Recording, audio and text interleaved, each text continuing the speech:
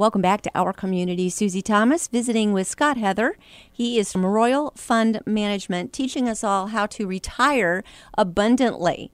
So let's go to the word abundantly if we're talking about needs and wants.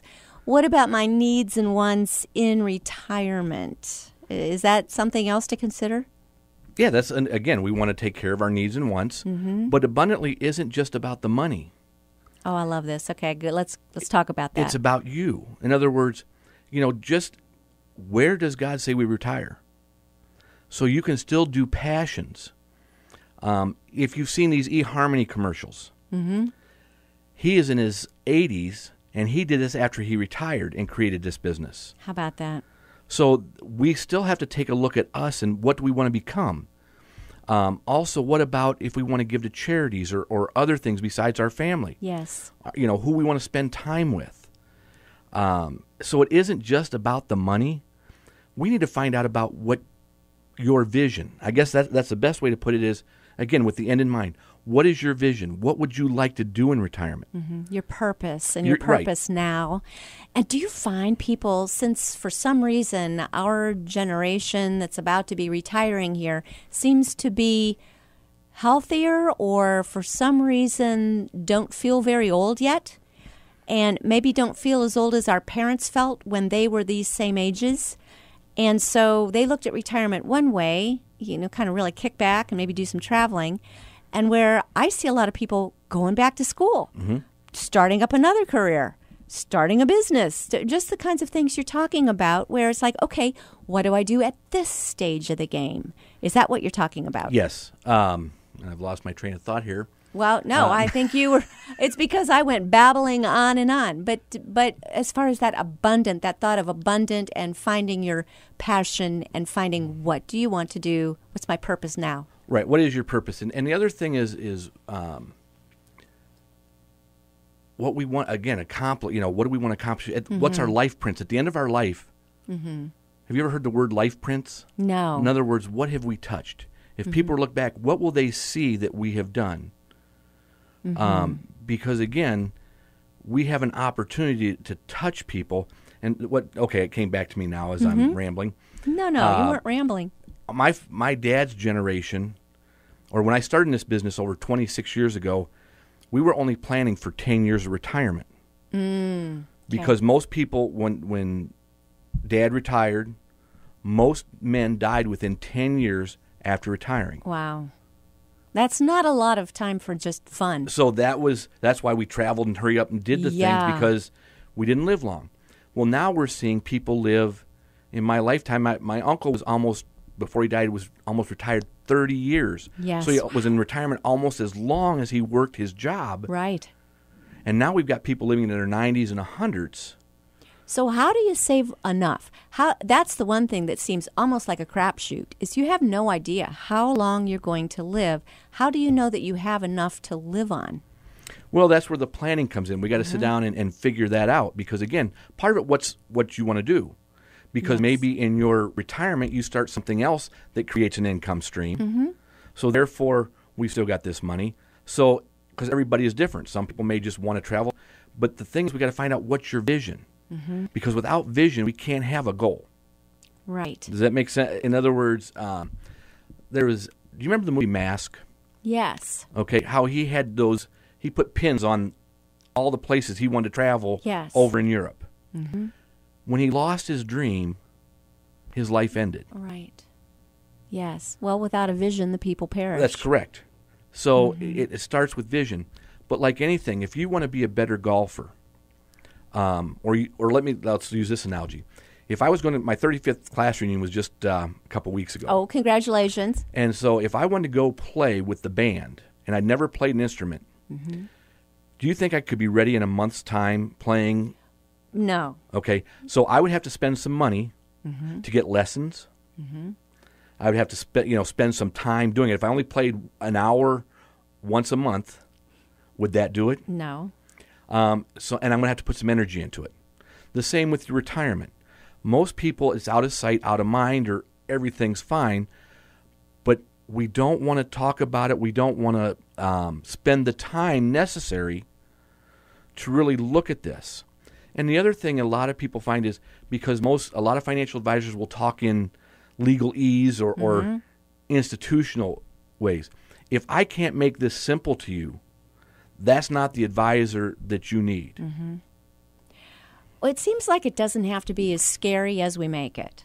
Because what you're talking about is how do I finish strong when I get to that on third heading home stage of life?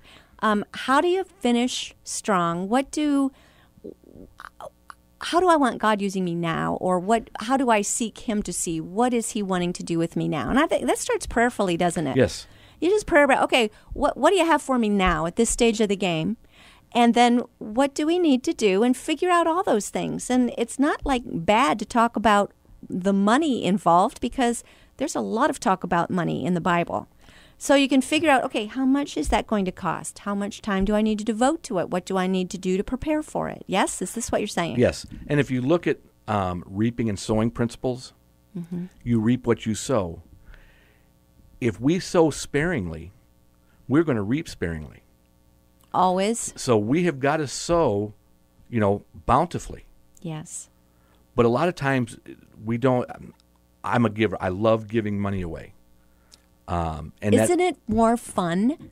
It's more fun, exactly. When we lost our daughter, I felt like a failure because people had to give me money to help me bury my daughter. And I felt like I was failing my family. And now that I'm able to give, that is such a great feeling. But one thing I've learned, for there to be a giver, there has to be a receiver. Yes. And Paul said, I know what it is to be abound, and I know what it is to be abased. So we need to know how to do both humbly. Correct. And so again, but it's one of those, it does take preparation. You can't just say, okay, I throw some money over here, it'll grow to this, and everything will be fine. Because I'll give you another thing that people don't think about, your IRAs and your 401ks. They are big tax time bombs because you're taking a deduction now, and I liken it to a farmer. Would you rather pay tax on the seed or the harvest? Probably on the seed. Absolutely, because the harvest is going to be way more bountiful. Yes. And so that's the IRS loves you paying tax or not paying tax on the seed, but paying tax on the harvest. So I know that's all tax deferred. Would it have not been smarter to pay the tax before we put it away? It depends on, again, sometimes it depends on the tax rates. In other words, 30 years ago, when the tax rates were 40, 50, 60%, maybe it makes more sense. We're in one of the lowest tax environments we've ever been in. Okay. So right now might be some time to pay some of the tax if we've got time to let our money grow. Are you saying you can do that? You can get into what you've got saved, you can get into that nest egg, pay tax on it now, you can convert, and then it's suddenly there with no taxes for the future. Like you can do a Roth conversion. How do or you an do IRA it? Conversion to a Roth. Okay. So you could take part of your IRA, convert it to a Roth, pay today's taxes, and let it grow tax-free. Then you'll never pay taxes ever again on that money. And then that's tax-free for and that. That's tax-free for your retirement. And how do you explain that when you do those income when they know that? The government automatically knows that? Oh, they've already paid tax on this, so they're okay. Yes, because we get taxed. Again, we keep track of all this.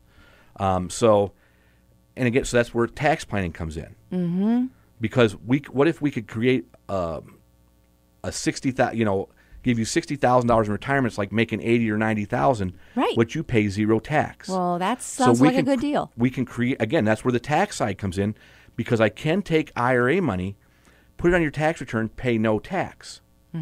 But the other thing is, let's say that you don't need. There's what's called RMDs, required minimum distributions. Once you turn 70 and a half, you must take money out of your IRA or 401k if you retired. Yes. So what if you're charitable-minded? A lot of people don't realize that they can do qualified charitable distributions from their IRA, give to their church, their charity, and not pay tax on that and actually lower their taxes. Because it's been a charity. Oh, my goodness. Because it's brilliant. A charity. Because a lot of times they aren't itemizing because now the house is paid for. They don't have a lot of expenses, so they're just taking a standard deduction. Well, now... So I've showed people, maybe giving $5,000. Now the government's giving us back $1,500 to $2,000. You're getting your money back. So really, it's only costing you $3 to give $5. To give $5, that's brilliant. So now you get $7, Yeah, right. give the charity 7, Yes. and it costs you the 5 that maybe you were going to give that anyway. you planned on giving. Okay, and I wish you could see his face as he's explaining this, because this guy gets so excited about these kinds of fun things. Scott, Heather, it is a pleasure to visit with you. Okay, the book is called Retire Abundantly. How do we get it? You can call my office number. It actually won't be out till about the middle of November, I'm sure. Okay, the publishers are telling me. Couple weeks from now, it will be out. It's not going to be on Amazon or anything. You can get it through my office, but 330-639 Okay. 4900. Easy enough. 330-639-4900. Call them in a couple of weeks. Let the print dry. And it's called Retire Abundantly. Scott, Heather, and our thanks to Scott Keffer as well. Thank you so much for what you're doing in our community. Oh, you're welcome.